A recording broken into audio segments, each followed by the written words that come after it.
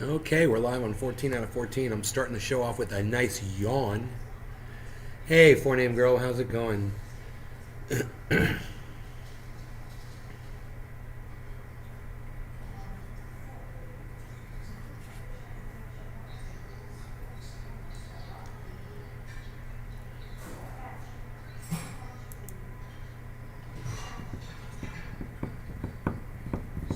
James, hello. Nugs, hello. How's it going, guys? Let's refresh the chat. It says 0 people are watching. Okay. Hey, what's up, everybody? Hello. You guys ready for a show? You guys ready for a show today? A show.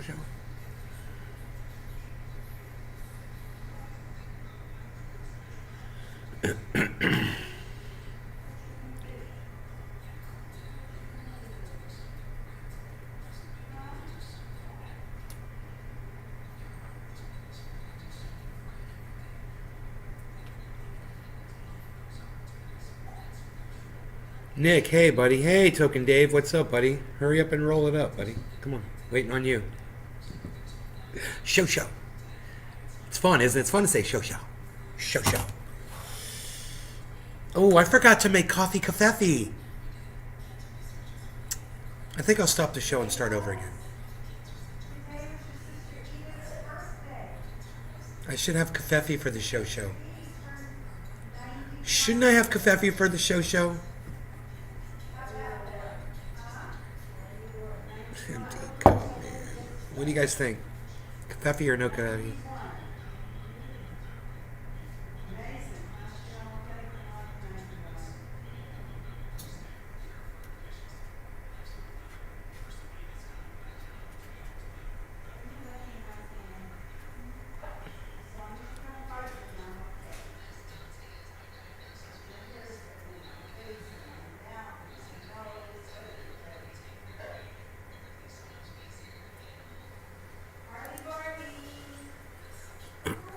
Yeah? Oh, you're making cafefe? Okay, I'm gonna do it. Hey, this is good news. For the first time, Mom, for the first time, the CMA Festival in Nashville, the Country Music Association, will ban all Confederate flags and symbols from their 4-day event. Good. They're banning Confederate flags from the Country Music Awards. It's about time. Yeah, it's about time. Freaking racist bastards. You are something else, Ben. Tell us how you really feel.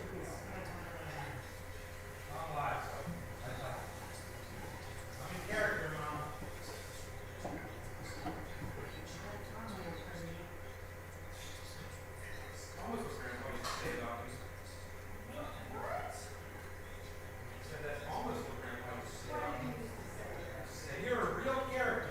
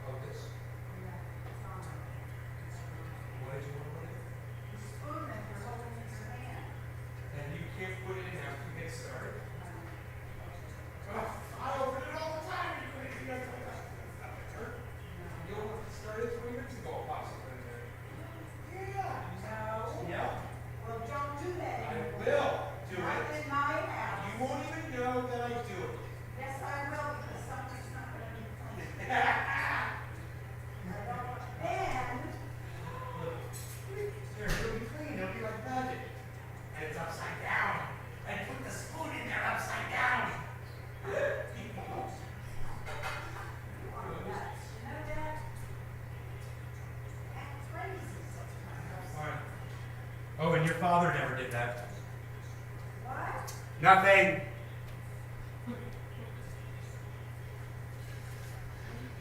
We're just having fun. I got my kafefe. What are you guys up to? You guys want to smoke and hang out and stuff? Show. I got my mom to say show. Okay. It's brewing. We're good. Is everybody good? We're good here. We're good. Oh, you guys didn't like what I said about the Confederate flag at the CMAs? Well, fuck you, you fucking racist cunts. Fuck you. All right? Fuck you and fuck your racism. All right? I want some kafefe. My mom says I'm crazy. What am I supposed to do with this building and take this all remote? What am I Token Dave says fire in the hole. I appreciate and I compound that sentiment. Cheers.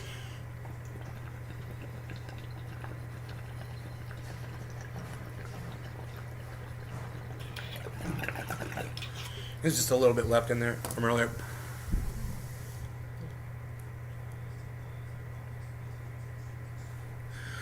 Just a little. I just wanted to clear that out before I really started smoking. You know, really getting into it.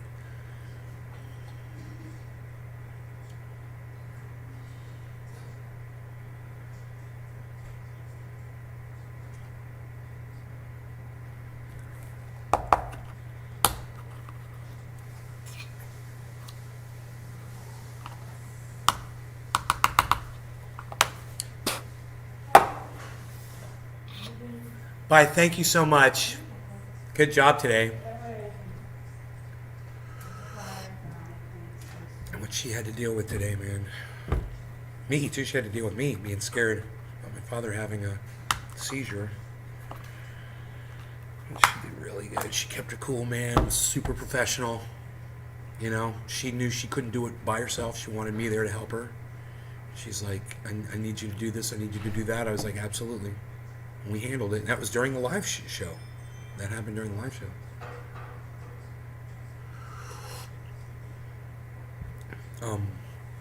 Well, that he ended up on the floor. The seizure, I believe, was before the show.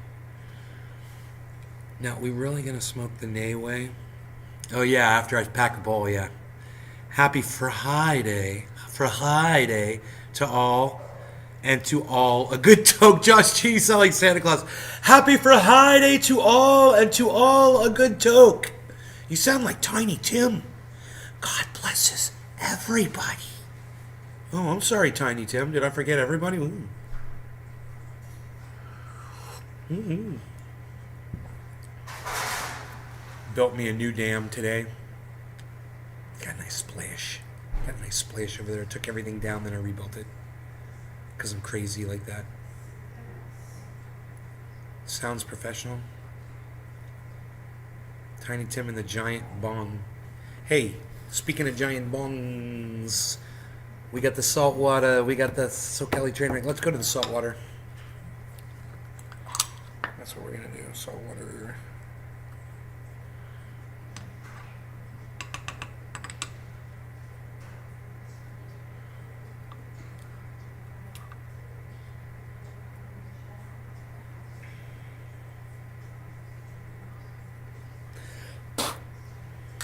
Okay, man.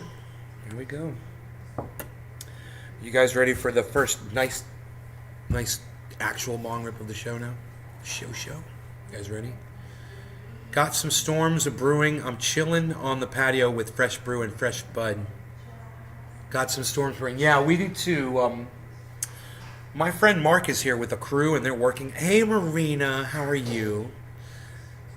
We've got a crew here working on replacing some of the woodwork outside, and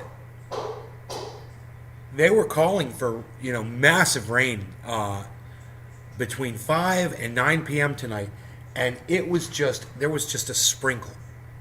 It's supposed to bring down like a half an inch of water in like an hour. I'm like, okay, I'm waiting for it. I mean, it starts really quick here. It's not like California. It builds up over hours, and then it's like this just very light drizzle. Florida's just like, it opens up and it starts pouring, man. It's totally different. It's like a different country. California is like a different country the way it rains there, at least in the mountains.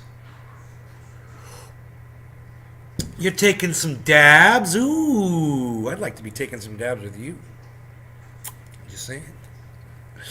So I'll settle for a bong rip right now, though, Marina.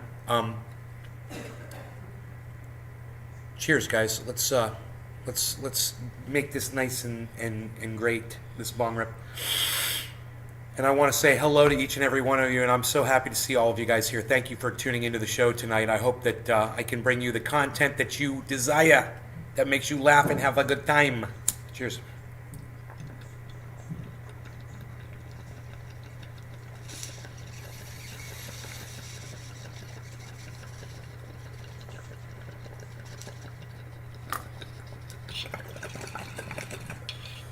Oh yeah. Saltwater OG. Potent. Potency. Right, Dave?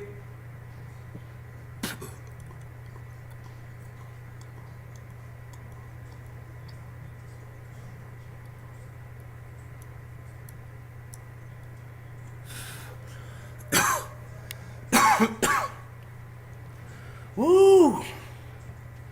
So David Hogg said, I don't like David Hogg. David Hogg said on Twitter, he's like, I woke up this morning to a tweet that said, David, could you tell me how I could turn in my AR-15? And then underneath, he put like 2 spaces, then he says, this time is different. Really? Why? Why exactly is this time different? Exactly why? Oh, that's right, it's not different at all. It's not different one bit. In fact, it's worse because the Democrats have even less power right now. Ask my mom, she'll tell you. They can't get anything passed right now because of those freaking Republicans. So why is this time different, David Hogg? I'm just kind of curious. Why is this time different? This time is different. So dramatic. Arms sent to Ukraine will end up in criminal hands, says Interpol chief. Great. So let's just send all those weapons over there.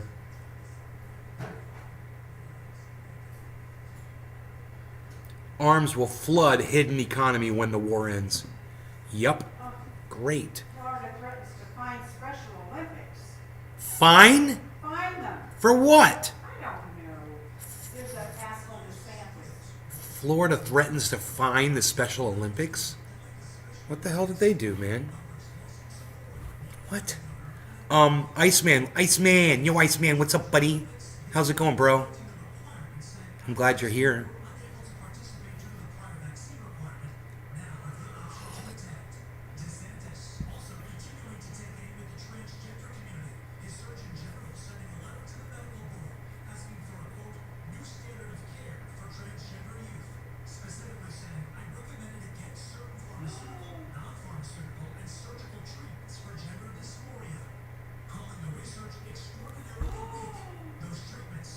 This is the Attorney General of Florida. I'm listening to it. It's crazy. He works for DeSantis. DeSantis put him in there, and he is anti your children's lives, you know, basically.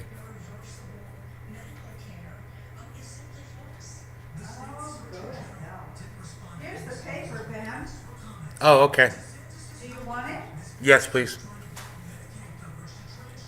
Oh, okay. Thank you.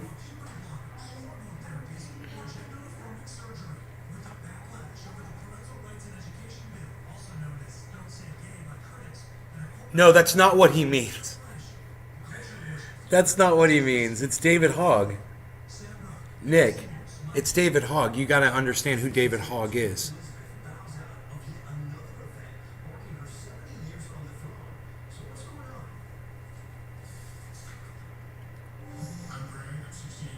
That's not what he means. What he means is this time after this killing, it really matters that people are going to do it. That's all he means. He's being dramatic. Is that mommy? Yeah, it is. Hate those little fuckers that are always bolstered up by the moronic public, like Greta Thunberg. Greta Thunberg. I forgot all about her, man. I forgot what her name was. Hilarious. She's just vanished, hasn't she? David Hogg and whoever the hell else wins the hearts of suckers. Oh, yeah, I know. You know who Hogg is? Yeah, I'm pretty sure he's saying this time is different because, you know, he's being overly dramatic and acting like they're actually going to make a change. This time's different. We're going to make it happen. We're going to grab those guns. Hey, Michael Polton, how's it going, buddy? Michael Polton Jr., how's it going, buddy?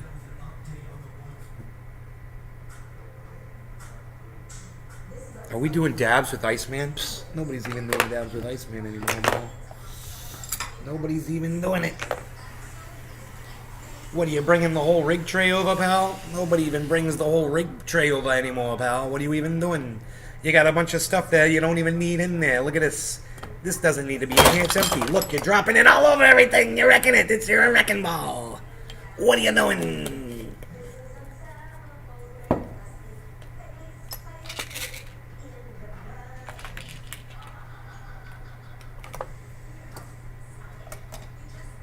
Plastic. You don't need no plastic.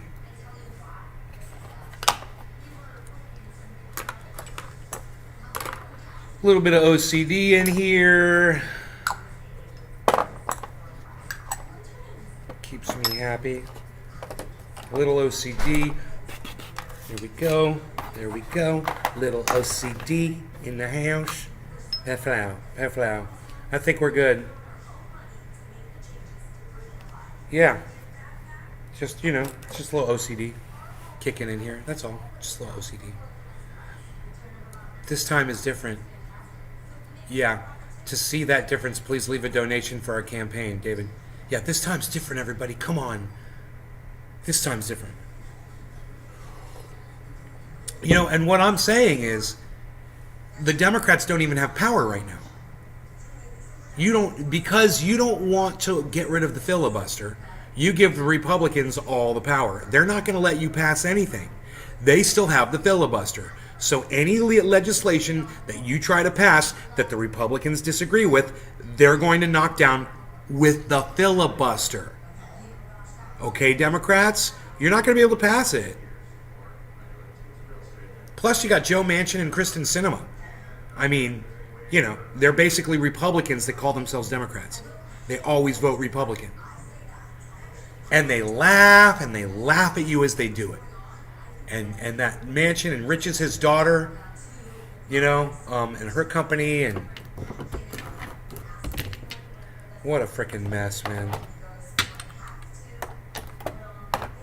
What a mess.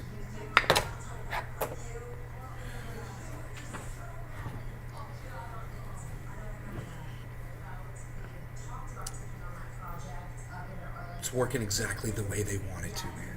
It's like a well-oiled machine to enrich the war machine while, you know, keeping us at each other's throats. Just enough so that we don't bug them while they're tooling around on their yachts at their private islands, you know, and going to fucking events and shit. I digress.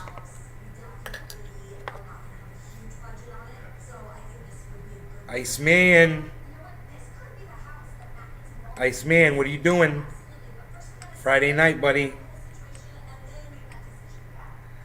Ooh, I know what I'm doing, Iceman. Look at this. That's big, dude. It's too big. It's too big. It's too big. It's way too big. That's too big. That's better. Yeah, that's better.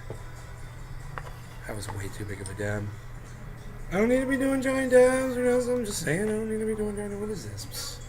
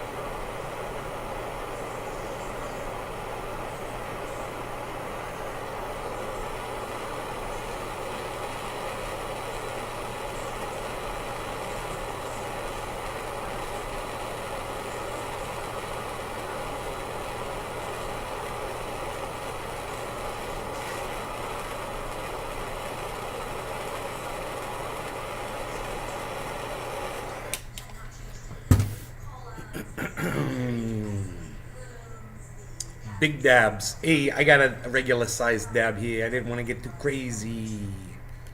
Oh God, that's hot. Man, I have to be more conscious about the direction that I'm heating. This thing right here gets hot.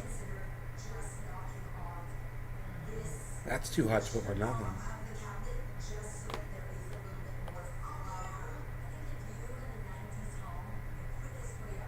That's why I shouldn't keep it aimed in the same direction like that.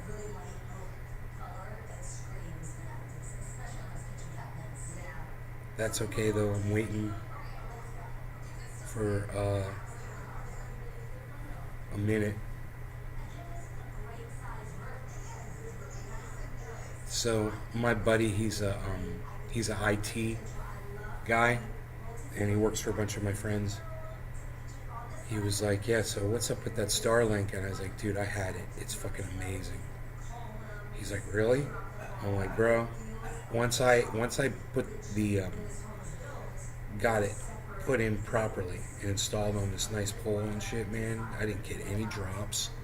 It was fucking the fastest internet I've ever had." He's like, "Really?" I was like, "Yeah." And it was unlimited data, unlimited bandwidth, $100 a month. Now he looked it up. Now it's 110. They raised it. So not only did they raise that 110, they also raised the installation. It was 500. Now it's fucking $700. All right, we're good. Cheers, guys. Mouth, baby. Cheers, Iceman.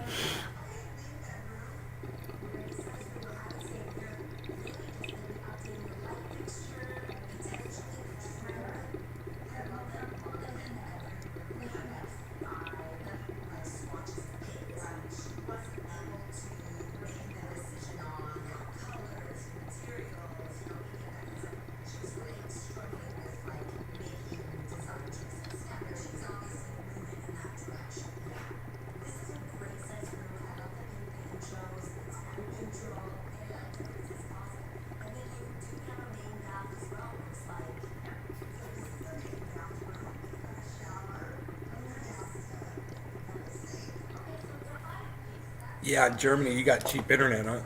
And you get massive bandwidth. Yeah, it's expensive over here, bro. Um, Jeff,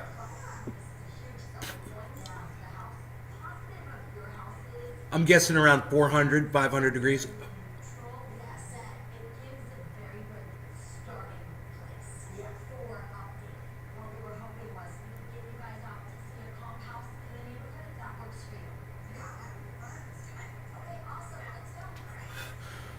Tasty, flavorful, lazy days.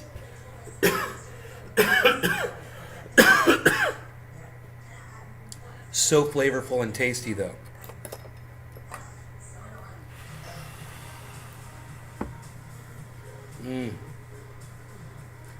60 euros a month for unlimited bandwidth, 1 gigabyte.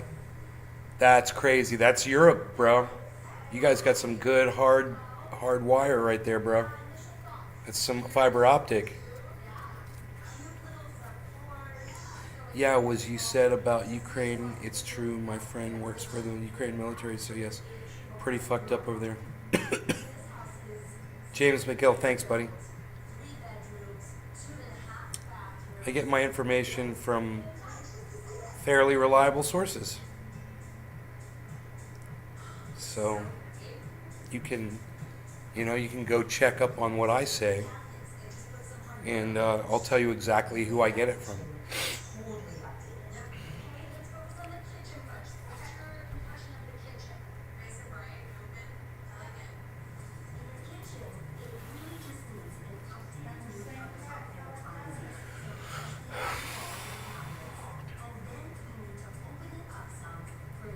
When that guy pulled his guns out,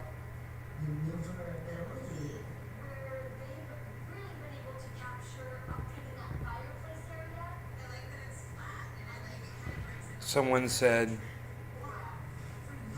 they're bragging about how many guns they own during our gun safety hearing. Yeah, it's true. He was. He was pulling out all of his guns and shit, showing all his clips and look at this gun and look at that gun and throwing that gun down and fucking he didn't give a fuck. Looked like a Rambo movie. You were on DSL 8 megs. Nays, news, not always good news, but honest at least. Thank you, Amadeus. Josh, gee, I paid $90 a month for 3 megabyte on a perfect day. I've got 500 megabytes at $95. No cap. Canadian. Interesting.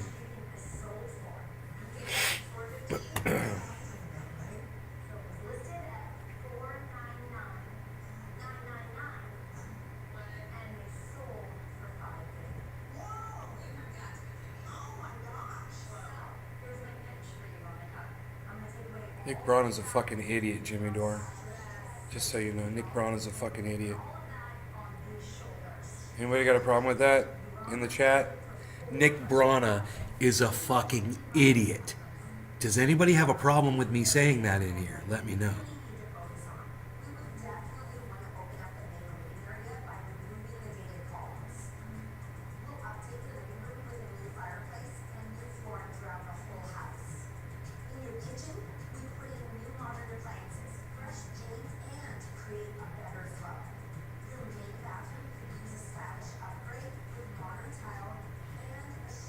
Let's watch this. So, Naomi Kantz, Nomiki Kantz, I'm so proud of myself for getting that name right. Nomiki, right? Nomiki Kantz. She used to work for Sam Cedar. She's one of the people on that show that appears all the time. And now she's running against a candidate that I believe the Sam Cedar show supports. So let's see what they're going to say about this. I'm kind of curious about this. This is just a short video clip. Emma's Cashews writes in, "Hey, Majority Crew, I like Nomi and think she'd be a great senator, but are you worried about the chance she splits the left vote with Kristen Gonzalez and Crowley gets elected? Gonzalez already got endorsed by AOC, DSA, and the Working Families Party, so why should I support a candidate when the rest of the institutional left is backing another leftist poggers?" It's a great point. It's a great point. Wow, it's a great point. Yesterday, I did not know that. You know, just her saying it's a great point is pretty devastating to know Mickey. No, Mickey, you're no fine, don't blow no minds, no, Mickey. No, Mickey, no, Mickey, you no fine, don't blow no minds, no, Mickey. No, Mickey. You guys like that shit? Because I'm the only one that's ever done that shit before on the internet. Psh. Huh? I've been killing that shit all day. See, I got that one that I just did. That one, I'm killing it all day, bro. Nomi was running in a district with Kristen Gonzalez and this who's backed by DSA, one of this historically large number of DSA endorsed candidates in the upcoming elections here in New York. I wish I had known that, frankly. Cheers. You know, before what? Nomiki's a friend of the show, and she's gonna, it's her choice to run. But I really don't have an answer for how that, because I got a lot of those messages too. I didn't anticipate that conflict, and perhaps I should have. I haven't looked closely at the candidates yet, right. I didn't know that they existed. And frankly, I was a little confused because the districts had just been redrawn, so it was hard to keep track for me. Yeah. But look, this is nothing personal to know me. It's that I support the DSA candidates. This is true if DSA put in somebody against my buddy Chris running in Dallas. He didn't run as a DSA candidate. I would have supported DSA over him because of that ideological reason. And I think, I think there's certain folks who say, this is democracy.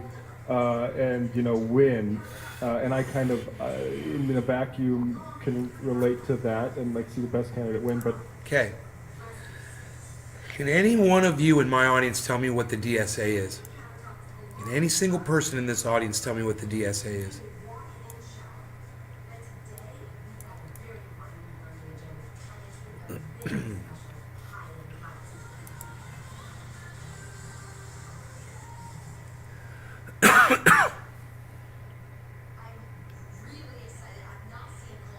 Phone puts out 7130. Text about unlimited hotspot for $60 a month with no caps. Gonna look into that this weekend. I use my cell hotspot, works great. I'm Adidas, never heard of them. Has anybody ever heard of DSA? Yeah, Google that shit. Enlighten me. Teach me. What's the DSA?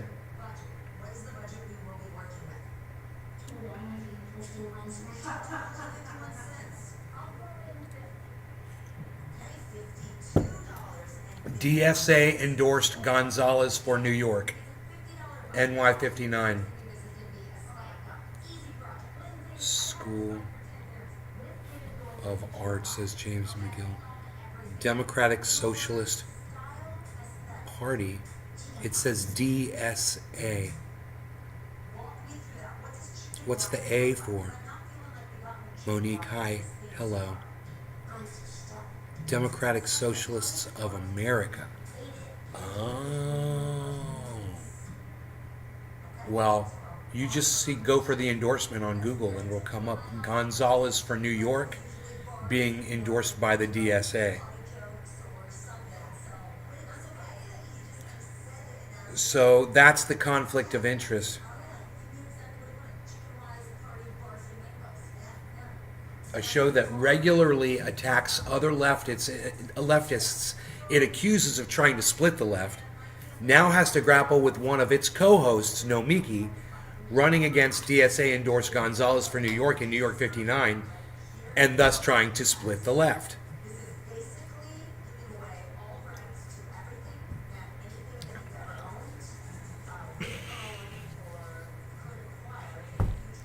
One of those people should step down and endorse the other candidate. And any time two candidates have the same platform, the one that had those original platform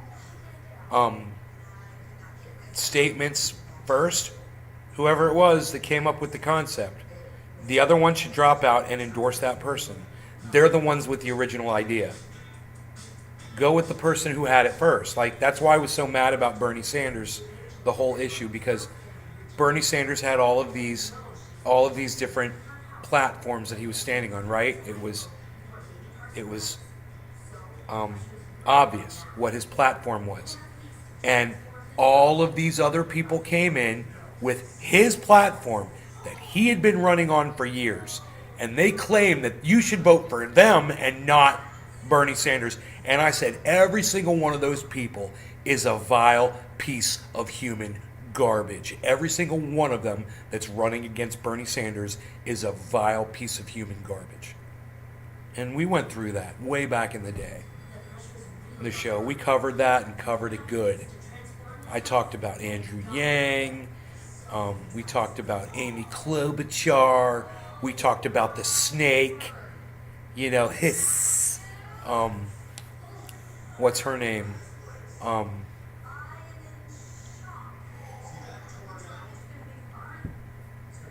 I can't think of her name.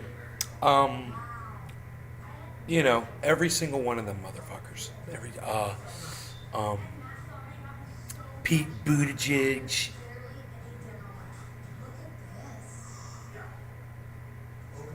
I had to look it up. I didn't know. Yeah, me neither. The DSA, Democratic Socialists of America. Well, you know, Bernie Sanders is a Democratic Socialist.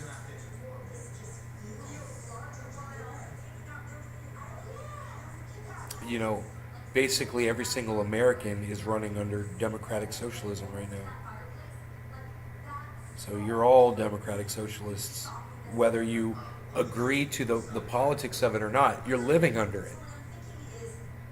You know, do you look at someone who's living in Russia or China and think to yourself, oh, well, that individual's not a communist? Of course you don't. You don't look at people like that. That person's Chinese, they're fucking living under communism, they're a fucking communist to you. Well, guess what? You're a Democratic Socialist.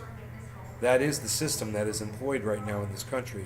I don't care how libertarian or Republican or fucking hard left you lean, or whatever the fuck you think you are, Democrat or a fucking goddamn independent, you are living under democratic socialism.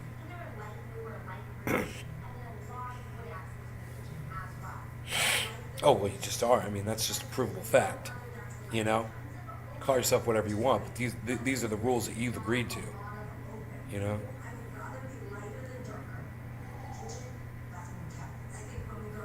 You know, I'll tell you, you're not a goddamn democratic socialist when you tell me the United States Postal Service no longer exists. You know? You know, and probably a dozen other programs I could name right now that are socialist programs that are based, you know, firmly in American democracy.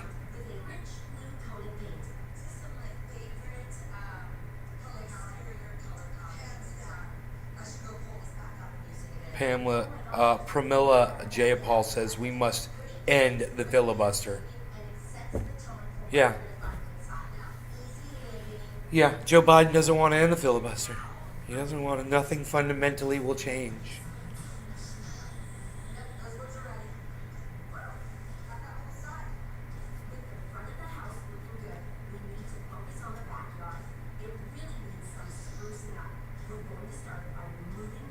Biden hikes Medicare prices and funnels profits to private insurers.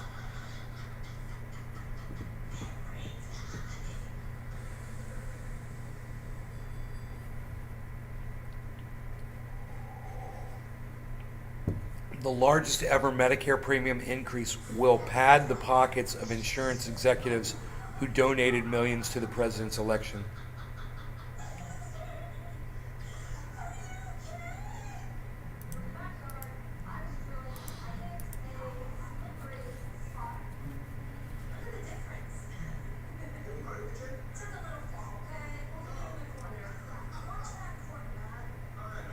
Last week, this is dated June 1st, and today is June 3rd. Last week, the Biden administration quietly reaffirmed its decision to enact the highest Medicare premium hikes in history right before this year's midterm elections. At the same time, President Joe Biden is endorsing a plan to funnel significantly more Medicare money to insurance companies and further privatize the government insurance program for older Americans and those with disabilities. In effect, the higher premium increases will subsidize the larger payments to and profits for private insurance corporations. This comes after Biden raked in roughly $47 million from healthcare industry executives during his 2020 campaign. I was wondering how much money different industries had given politicians for these elections. Well, there's one right there. Healthcare industry executives gave Biden roughly $47 million for his 2020 campaign. So this is called quid pro quo. They helped get him elected. They funded his campaign. Now he's funneling money from taxpayers, from y'all, back to them. The Biden administration announced on May 27th that due to legal and operational hurdles, Medicare recipients won't see their premiums lowered this year, even though that rate was originally hiked last November in large part due to the projected costs of paying for a controversial Alzheimer's drug that Medicare now says it generally will not cover. The administration's announcement comes as Biden officials move forward with a jolting 8.5% hike in payments made to private insurers operating Medicare Advantage plans next year. The juxtaposition between dramatically increasing payments to private insurance plans that provide less care for higher costs on the one hand, and keeping seniors' premiums artificially inflated on the other, underscores the Biden administration's conflicting commitments when it comes to Medicare. On the 2020 campaign trail, Biden pledged as president to continue to defend our nation's commitment to older Americans and people with disabilities through Medicare. But since taking office, Biden has expanded Medicare privatization by launching the involuntary ACO REACH program and through continuing to promote ever-increasing Medicare Advantage enrollment. And he has also raised premiums for Medicare recipients. The result, advocates say, is a situation in which Medicare's sturdiness as an American institution is being steadily chipped away by well-connected corporate interests. Well, they paid for it. Pay to play, man. They paid, and now they're getting the play right back from the government.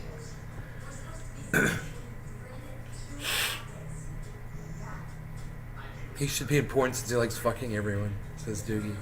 Fuck Big Pharma Society. The privatization effort is reaching a frantic state, and Medicare Advantage is going to fail, says Bill Kaderi, president of the American Retirees Education Foundation, due to the fact that the plans must pay profits to investors. Unlike traditional Medicare plans, the industry is hoping to cover up that failure with taxpayer subsidies that none of the taxpayers understand.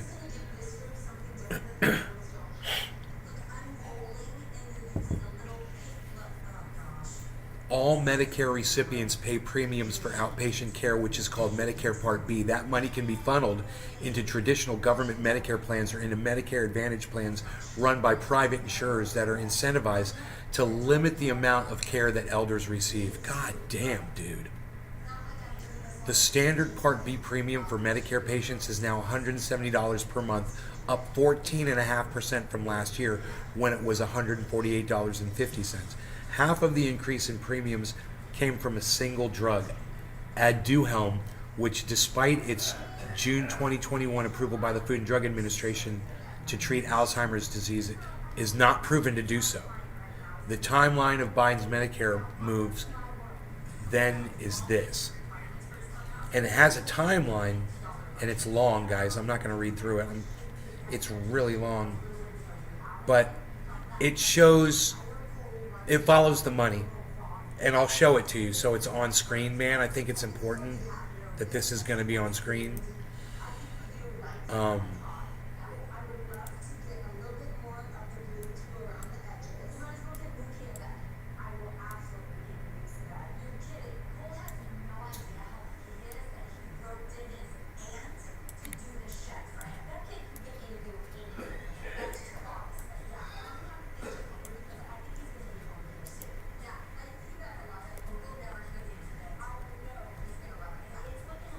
I think this is really important, man, that everybody sees this.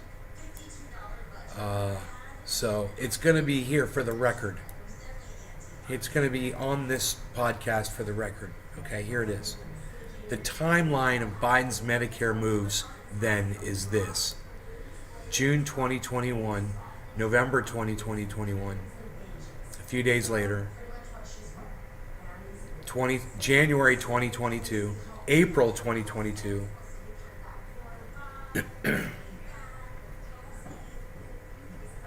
May 27th. The Biden administration's decision to keep Medicare premiums artificially inflated won't just constrain the budgets of cash-strapped seniors. It also appears to be a politically suicidal move in an already fraught election year. Yeah, it's weird, right? How many decisions have you guys seen the Biden administration make since they became in office that were counterintuitive to them getting reelected? Number one, let's just start with this. They went back on a lot of their campaign promises. Can you guys name any of those? We're going to do this one. Well, let's just say one. He did say nothing fundamentally would change. But now Roe v. Wade got overturned. You know, he's let that happen in 20 states or something like that. That's fundamental. I think women's autonomy is a fundamental right for human beings. It's psychotic that it's being forgotten right now, so that everybody can play with guns right now, and that's what's going on. So this all started when Biden had approved that drug in June of 2021. Biden approved the drug that doesn't do anything.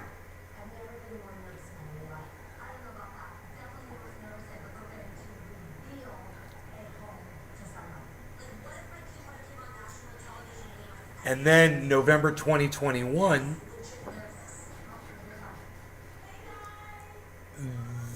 they hiked up the premium for Medicare to 14.5% for all Medicare beneficiaries. So they did that. They said they claimed the reason was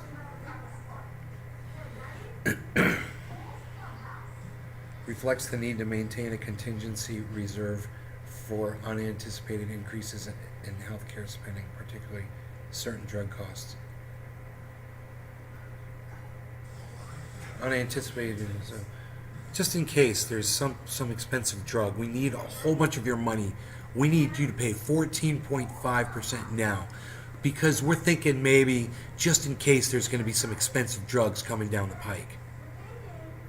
They already had a drug in mind. It was one that did nothing.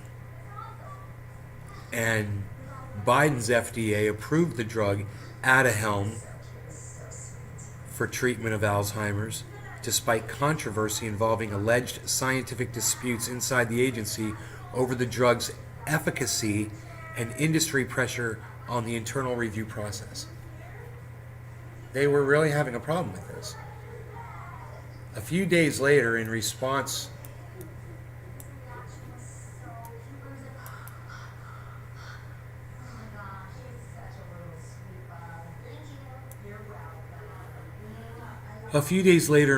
to questions from CNN, CMS revealed that the projected cost of Aduhelm was alone responsible for half of the premium increase.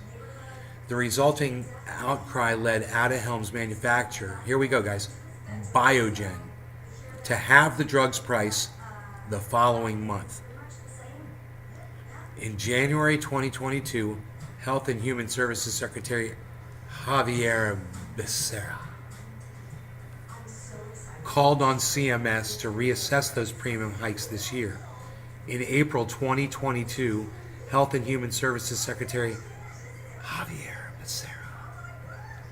In April 2022, Medicare instituted strict rules regarding who could receive the Aduhelm under its plans, but kept the higher premiums in place. Around this same time, CMS announced a massive 8.5% increase in the rates paid to for-profit Medicare Advantage plans. Despite the official body overseeing Medicare payments, the Medicare Payment Advisory Commission, concluding that Medicare Advantage is more costly than traditional Medicare. On May 27th, Biden administration announced that despite the extraordinary premium hikes that stem from inaccurate price assumptions, they would not be lowering the monthly premium deducted from Social Security checks, instead saying any overcharges will be factored into next year's Medicare premium calculations.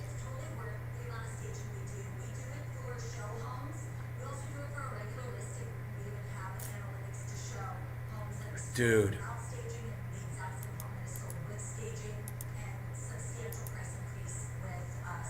It's fucking crazy.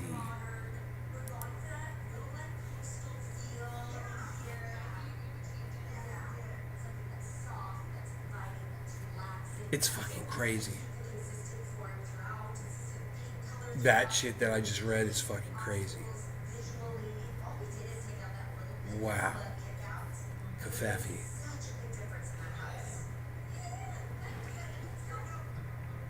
Man, my neck. I don't have good mobility in my neck. It's from when I broke it. I can't like spin my neck around really fast. Plus I get motion sickness. So I'm kind of limited. I kind of want to work on that. I want to work on.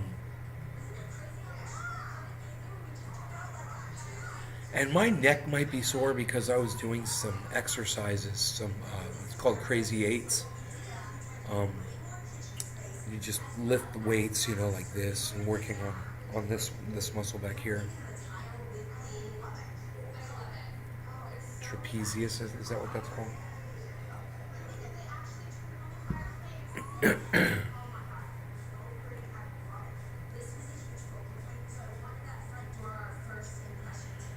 Jackson Hinkle just tweeted.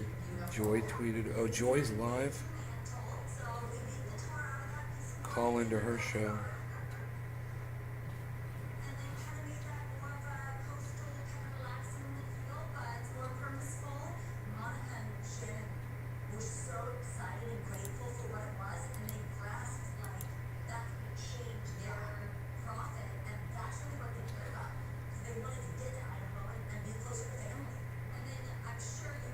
Ten minutes ago, Jackson Hinkle tweeted, gas prices in California have now hit $9.60 for a gallon of regular gas.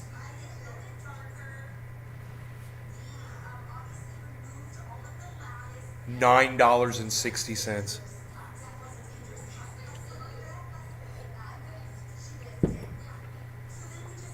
Wow.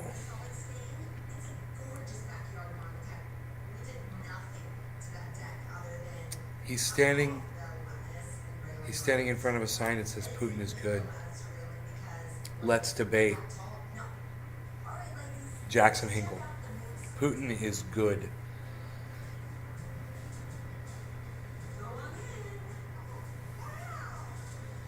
Putin had a guy murdered by having him irradiated.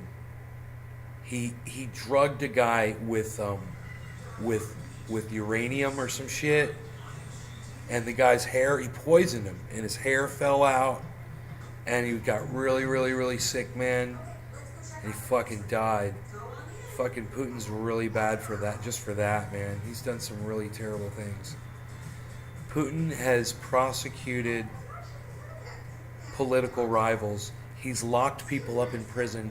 He's allowed the persecution of Jehovah's Witnesses. And he allows LGBTQ people to be brutalized in his country. Do you want to debate any of that? Any of those facts, Jackson, with me right now? What I just said? Because Putin has done a lot of horrible things. It makes it really hard for you to say that Putin is good. Now, that being said, he's not good. That being said, is Putin responding to what he feels are threats that have been placed near his borders by NATO and the United States? Is he responding to people being murdered in Donbass? Yeah, but that doesn't make him a good person. It just, hey, maybe sometimes, so standing up to American imperialism is something that you would like to do, and it's something I would like to do too. We speak out against it all the time. He's actually doing it. And, just because, the enemy of our enemy might be our friend doesn't make him a good person. That's Jackson Hinkle. Yeah, man, that's Jackson.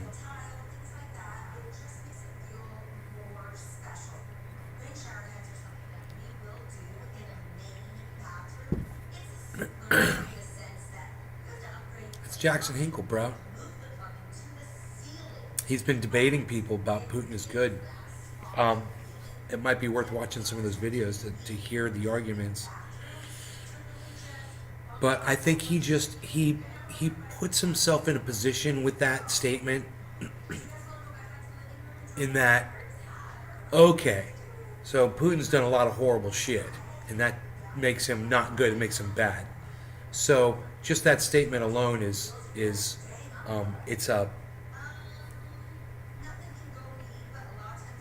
a false assumption to even begin a debate on.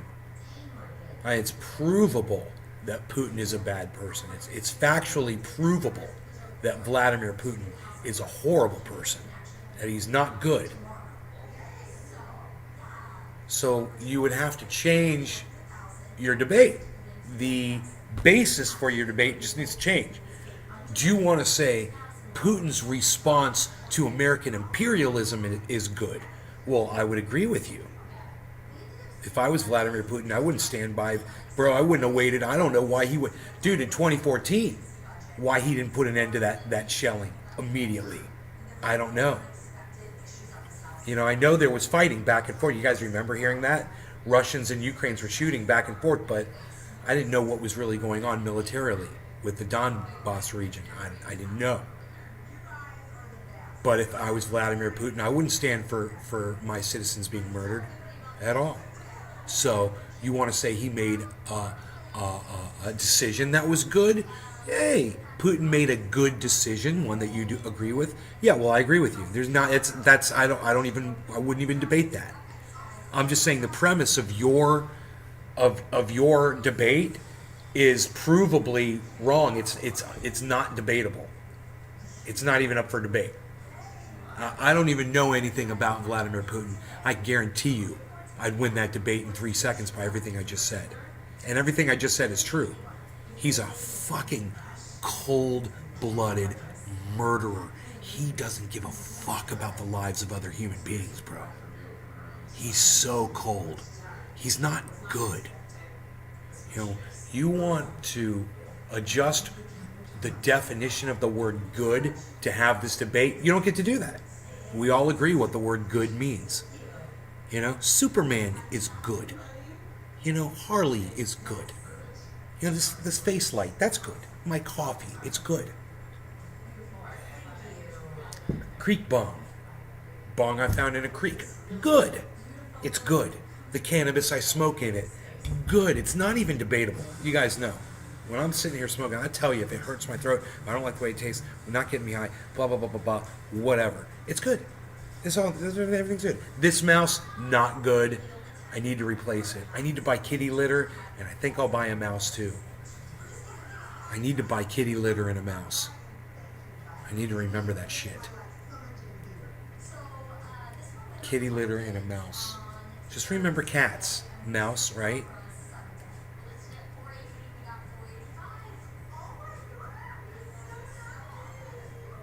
So now that Mark lives in my house, I get an email every time he turns on or off the alarm. I get a text on my phone too. Tina Holler liked my video. Thank you, Tina. Thank you. Friday Smokey time fun show. Dude, why am I just now getting an alert? Isn't that crazy town? What's up with that? Dude, do we get to see Jackson Hinkle debate on... Let's hear him debate on Putin. Putin is good. Let's hear what his... Where's the videos at? I bet you there's videos. Putin is good, changed my mind.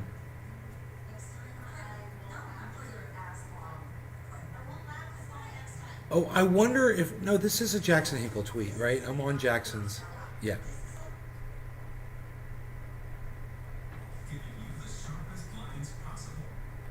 Jackson being edgy again. Yeah, he puts himself out there.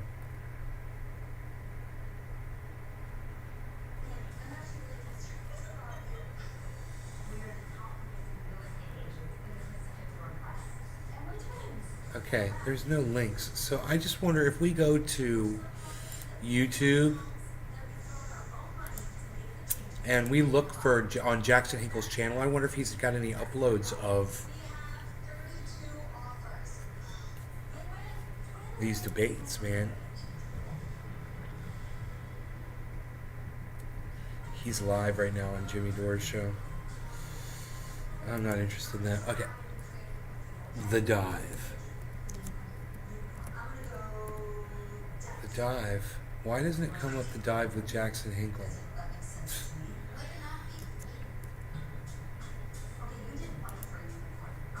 Idiots.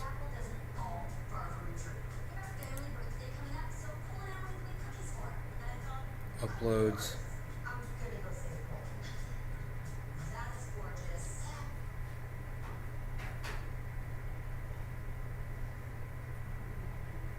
He's uploading videos as we speak.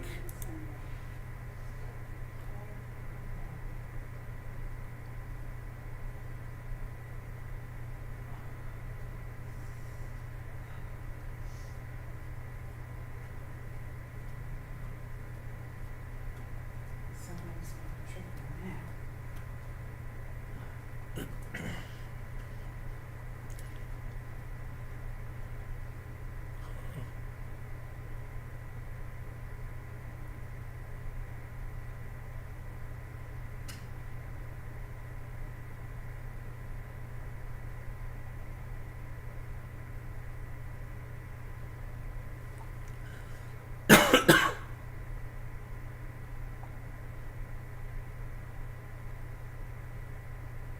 Wow. So Jackson covered a Tucker Carlson video that I saw. Tucker Carlson exposes Uvalde lies. I saw that.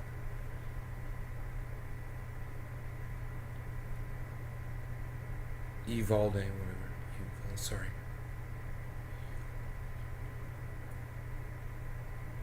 So I didn't see any videos. I wonder. God damn it. Those are all the same fucking video, whatever the fuck.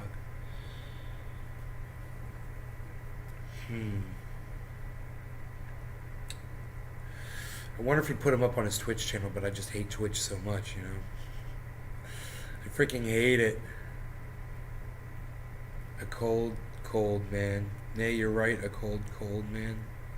He's cold, dude. Yeah, dude. I'm anyone who thinks that I cheer on Vladimir Putin or anything, you're wrong. I know what he is, but understand this: anybody that stands up to American imperialism has my attention, because I'm fucking sick of it. I'm sick of American imperialism, and Vladimir Putin. You know, he could be imperialistic too. You want to look around and see how many fucking countries Russia has conquered, how many bases Russia has installed in them, where they've got missiles set up, and where they've installed governments, and where they've couped governments. You know, they were in Afghanistan. They've been all over the place too, and you can call them both equally responsible. That's fine, but I as an American, I find it offensive that my country participates in it. You know? It's my money is going over there.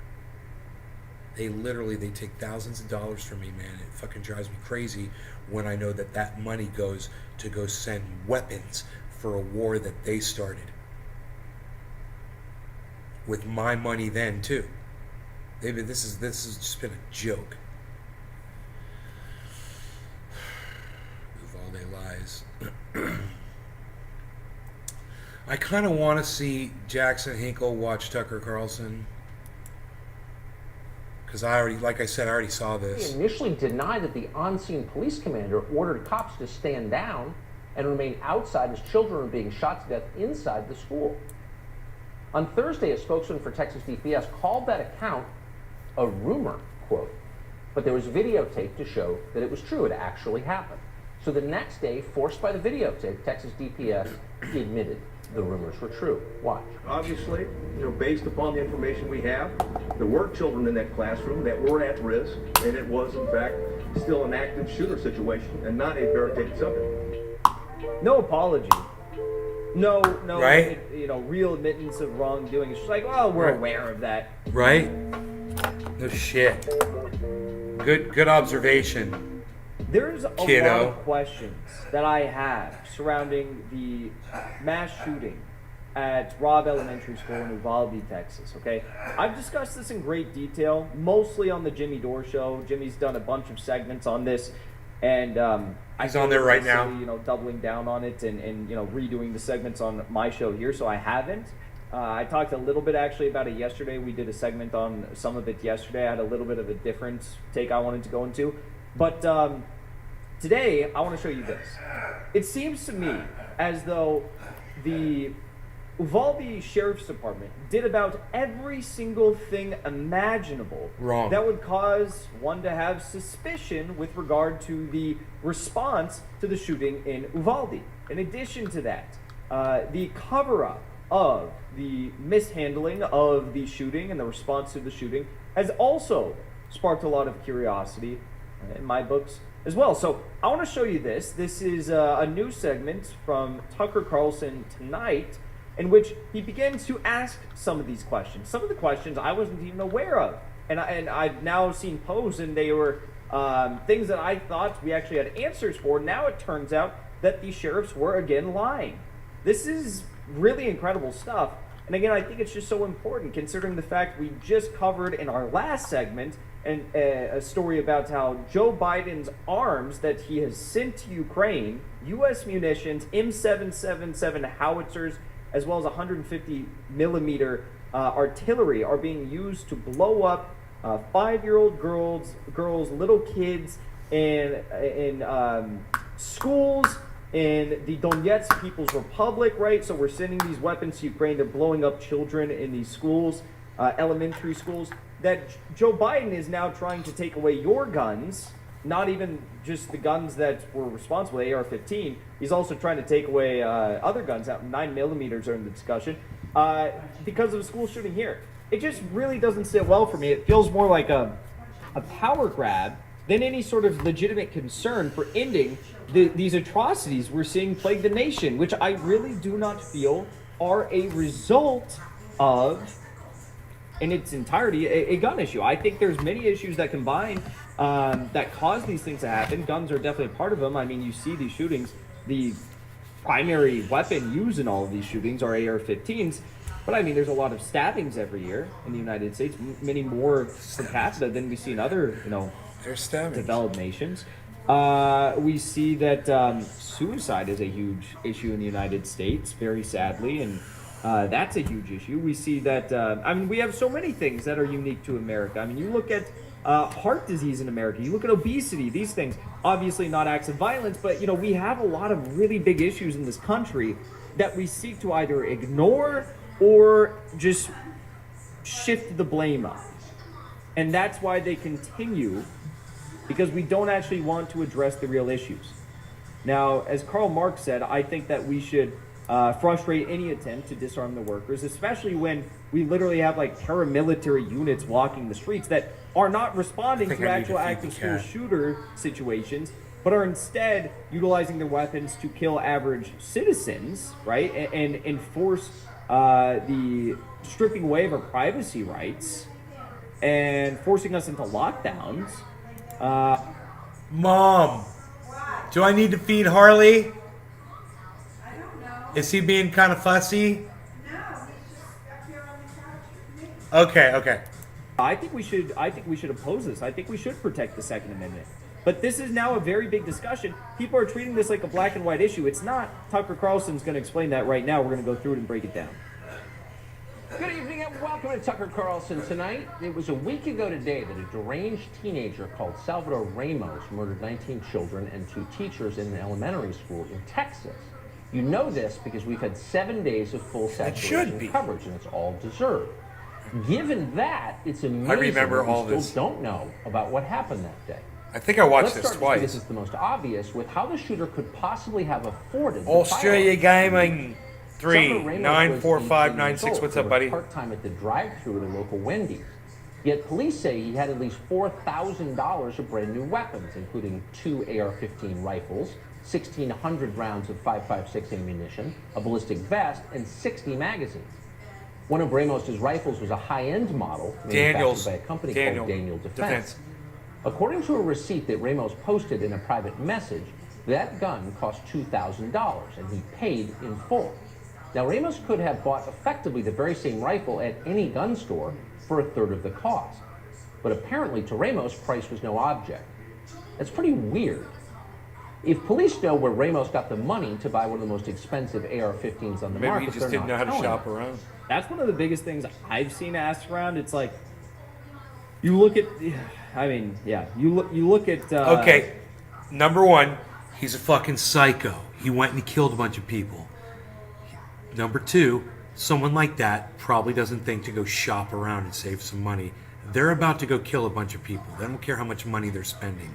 What do you have to say, Jackson? Let's hear it. This kid, where's he getting the money for this? I knew it. The Nor, for that conspiracy. matter, have they explained why they lied Takes the about most conspiracy basic facts route. of the shooting. For the first 24 hours, they told us that Where'd the money a come resource officer fired at the money gun came and from? engaged Some Ramos. sort of But they must have known. It's some sort of a black flag operation. It came from some sort of a black flag operation. A red flag. There's a red flag on my morning that morning, and I had some coffee. At the time they said it, but that was not true. They must know the resource officer was not even at the school when Ramos arrived. but they told us otherwise. Why'd they do that? Coffee's gone. And by the way, how long was sad. Ramos outside the school firing his gun at people at a nearby funeral home before he went inside This and hurts killed my children? neck. That seems like a fairly simple question, certainly an I important should probably question. stop doing it. Last week, authorities told us that Ramos was outside the school for 10 to 12 minutes. Here's the claim. We got a crash and a man with a gun. And you got responding officers. That's what it is. If it's 12 minutes, from 11:30 Gold Alchemist. to 11:40, What's up, brother? that's the information we have. Just a splash. I just finished it. 12 minutes from 11:30 to 11:40. That's the information we have. Quote, but that information is clearly wrong because 11:30 to 11:40 is not 10 minutes. The timeline matters. I think he meant to say 12 minutes. Right. So what's the It's real funny. I timeline? noticed that too. I was like, that Well, was on weird. Friday, the director of Texas DPS came up with a brand new timeline. Here it is. 11:28. The suspect vehicle crashes into the ditch, as previously described. The teacher runs to the room 132 to retrieve a phone, and that same teacher walks back to the exit door, and door remains propped open. 11:33, the suspect begins shooting into the room. So pause. They're blaming the teacher. He They're said- you had 14 cops that were sitting out. He said so pause and paused it. Like almost like he was telling somebody to pause it, like Sam Cedar does. Pause. Inside this room with one shooter for almost an hour. Pause and it. they're finding a way to blame a teacher. A teacher was trying to stop this situation. And as Tucker goes on to point, even the story about the teacher leaving the door open doesn't really add up. But they're trying to blame the fucking teacher when they had all these armed cops that were tasing parents who were trying to go in and save their children. They had 14 police officers lined up outside the door. It took an off-duty Border Patrol agent to storm in there with like a dad flannel shirt on, and he got nicked in the head by a bullet and he took down the shooter. It's incredible that they are trying to blame this on a fucking teacher. Room 111 or 112. It's not possible to determine. The kid aimed from high. the He was video trying to shoot the angles dude in the that we head. have at this He was point trying to in go for a time. headshot and So missed. actually, and that was the Nicked director him of in the public head. safety in Texas, it was only 5 minutes that Ramos was outside shooting at people. Okay. Wow. But here's the key takeaway from that statement. Here's what they want you to believe. The back door to the school was open because a teacher at the school left it open after going outside to retrieve a phone. So it's the teacher's fault that Ramos was able to get inside. That's what they said on Friday. But this too appears to be untrue. The Houston Chronicle is reporting tonight that surveillance footage of the school shows that the teacher slammed the door after running back inside. And of course that would make sense, since by this point Ramos was firing his rifle, and that same teacher was using the phone in question to make a panicked call to 911. Why would a teacher who's making a call to 911 leave the door open? That's what the cops said. They said that the teacher left the door open, Right. like wedged open. That's what they said. So they lied again. Also, again, my question is like, the school shooter he crashed his car into a ditch nearby the school, shot people at a funeral home, and it took him like 12 minutes to get to the school. What were the cops doing in those 12 minutes? Because the people at the funeral home who got shot at by the shooter after he crashed his car, they were making calls to the police officers and saying, hey, there's a guy who just shot at us and he's headed to the school and he's got a big gun. What were the cops doing? It's a small town. What were they doing? No one disputes that. So why did the authorities tell us otherwise? And for that matter, why did they initially deny that the on-scene police commander ordered cops to stand down and remain outside as children were being shot to death inside the school? On Thursday, a spokesman for Texas DPS called that account a rumor, quote. But there was videotape to show that it was true. It actually happened. So the next day, forced by the videotape, Texas DPS admitted the rumors were true. Watch. What happens when the officers maybe try and break either that door or another door, get inside that classroom? None at that time. Why? See, the on-scene commander at the time believed that it had transitioned from an active shooter to a barricaded subject. Meaning the commander thought that the shooter had killed all of the students in that room. That wasn't true, and it only took a Border Patrol officer who ran to the door and yelled out, if you need help, yell help, and a little girl yelled help for him to learn that on the moment he arrived, and then he ran in and he liquidated the shooter. But Unfortunately, before that happened, the little girl who yelled help, she, according to a boy in the classroom, was also shot by the shooter before he was able to run in and stop the shooter. It's a sick story. So the reporter asked, sir, you have people who are alive, children who are calling 911 saying, please send the police. So basically here saying that throughout the time that the officers had determined that it was no longer an active shooter situation, and in fact it was a barricaded suspect situation, there were still kids who were calling the police, and there's documentation of this, there's phone recordings of this, there's timestamps of all of this. So throughout this time that they were saying, no, it's not an active shooter situation anymore, there were still kids in the classroom identifying which classroom they were in, the one that the police were standing outside of with the shooter in it, that were saying that they're still alive. So you have kids calling on their phone saying, we're still alive, and the police are going out and telling the parents that it's no longer an active shooter situation because all the kids have been killed. You guys, I'm sorry, you guys aren't as interested in this as I am. I love you guys. Thanks so much for watching. If more people stayed to watch, I'd definitely keep doing this because I like this. I think Jackson's great. But I'll see you guys later. All right, you guys take care. And I love you, and I'll see you tomorrow morning. Okay? All right, bye now. Yeah, but I'm out of coffee, man. Oh, you were into it? Man, people are leaving, bro. You're into it? Okay, if you're into it, I'll let you watch some more. It's long. In that classroom, there are lives that are at risk. Oh, look, I'm Adidas. Keep it open. Josh G, keep it open. Look at that.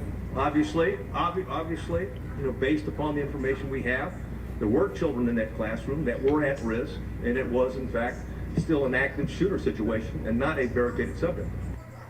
No apology. No, real admittance of wrongdoing. It's just like, well, we're aware Make of more that. kafafi. I'm Adidas. No wonder China is formally encouraging the United Nations today to begin investigations into U.S. mass shootings. But that's not really an explanation, of course, because no one disputes that everyone on the scene, including police, knew that Ramos Rogie had chased some weapons, deer in was the yard firing today. at He's a people bad to little kill bad people, guy. and was inside the school with children.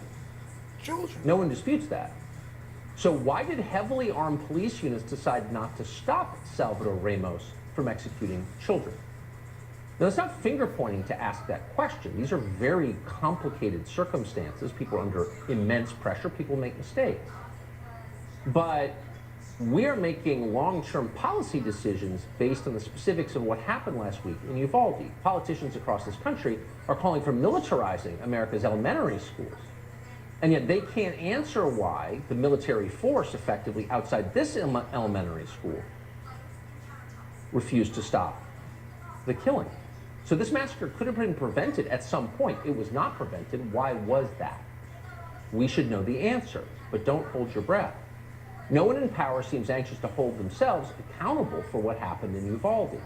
And amazingly, and this is so perverse it's hard to believe it's true, but it is, some seem determined to make future school shootings more likely. In California, the state assembly just voted to end the requirement, the long-standing requirement that was put in place after a school shooting, that schools alert law enforcement when students, quote, attack, assault, or physically threaten school officials. That's no longer in place. And according to the Democratic Party, that's a win for equity. We know this because the sponsor of the bill, a California state senator called Stephen Bradford, said so. Here's what he told the Daily Caller, quote, Black students, Latinx students, students of color, and students with disabilities are disproportionately referred to law enforcement, cited, and arrested, end quote. So this just doesn't add up for me. Because you have students of minority backgrounds who are disproportionately referred to law enforcement. They're not minorities. This guy, anymore. and apparently the California state legislature believes that refusing to report assaults against school officials by students to police officers, like that should cease to be a thing. Like, how's that a thing? How's that a solution? That at the end of the day, there's still going to be Like there's how does that address the issue? Like that doesn't address any sort of like discrimination Well, or like disproportionate targeting. How That does just it- means that now like when you have a crazy student that is Right. attacking a fucking school official, teacher, a resource officer, You could you call know, the campus supervisor, whatever, an administrator, that they're not going to report it to the police. You're one That of the literally reasons does I can nothing in enjoy Best addressing any Homegrown sort of and be and the more disproportionate aware thing of is what's true. happening around me. School Right on, resource Amadeus, officers thank do you. dramatically disproportionately target and arrest and You're welcome, detain black kids, right?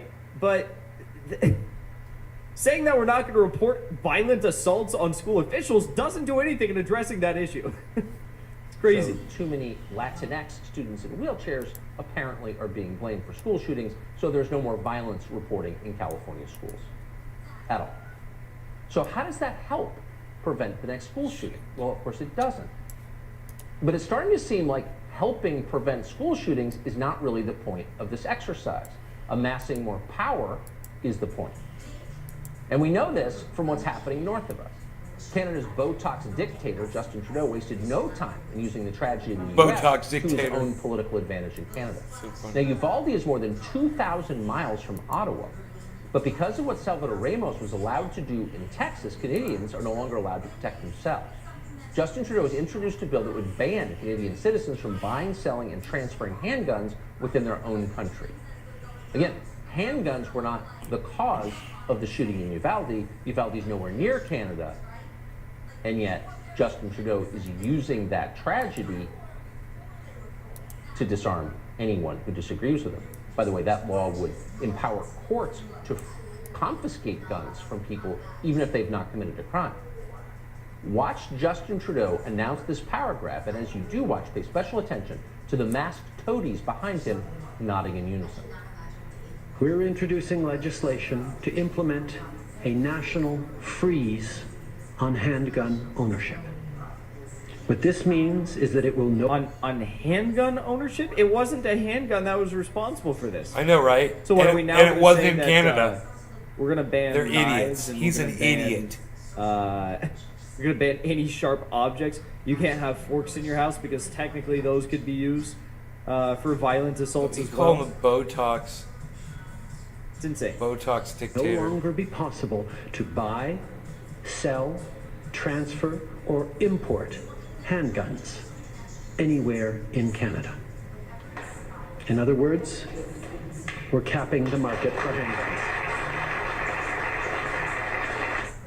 What's actually happening here is that people like Justin Trudeau know that their rule is illegitimate. They know perfectly well how resented they are, and they spend an awful lot of time thinking about civil unrest.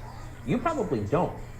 You live in a democracy, so you don't imagine that anyone needs to be disarmed for political reasons. But people like Justin Trudeau can feel the deep resentment aimed at them, and they are fully intent on disarming the population. Now, we reached out to Justin Trudeau's office today about this new law. We wanted to know if No Trudeau will response. apply these laws to himself. That's always the first and most important test of sincerity. If it's good for me, it ought to be good for you too, and vice versa.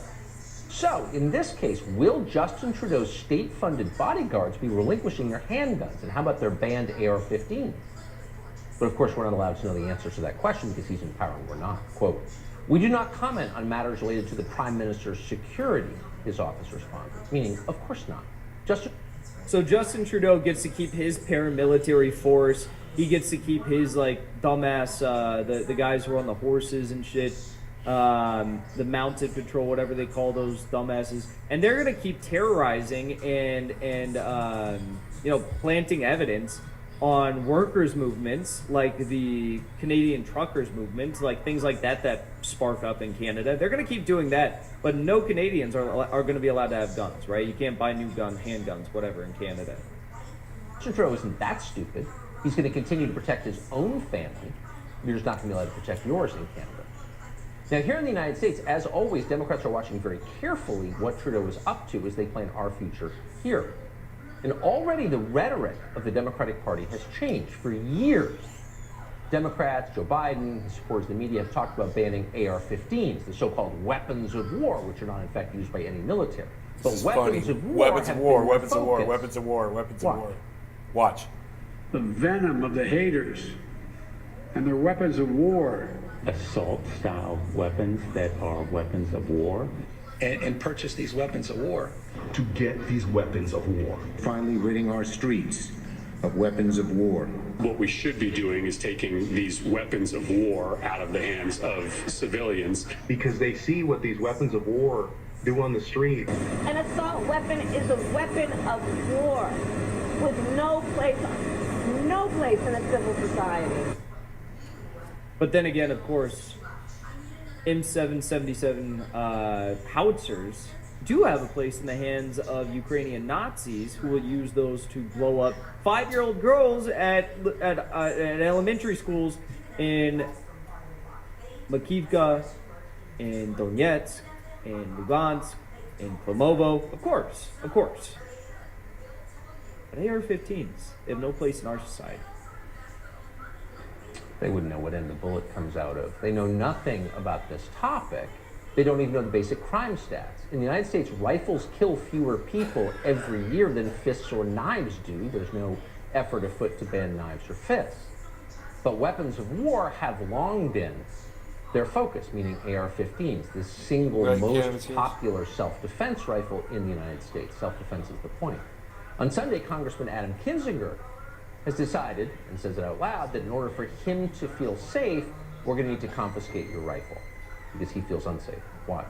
Congressman, you do still oppose a ban on the kind of assault weapons that were used in the shooting. Can you explain why private citizens need weapons of war? Look, I have opposed a ban, fairly recently. I think I'm open to a ban now. Can you explain, Congressman, why private citizens need weapons of war? Now, CNN anchors need to be surrounded by bodyguards with weapons of war because they're important. But you and your family, no, you don't need weapons of war. So, for years, it's been about the AR-15. But things are changing.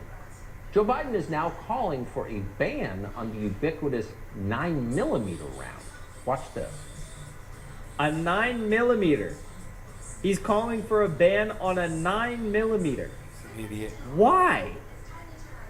A 9mm bullet blows the lung out of the body. Oh, thank you for enlightening all of us, Joe Biden. A 9mm blows a lung out of the body. If you hit a rib cage, it may just break your ribs.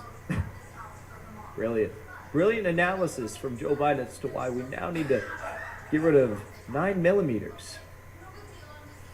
You know, I hear if you stick your finger in a electrical outlet, it could actually kill you.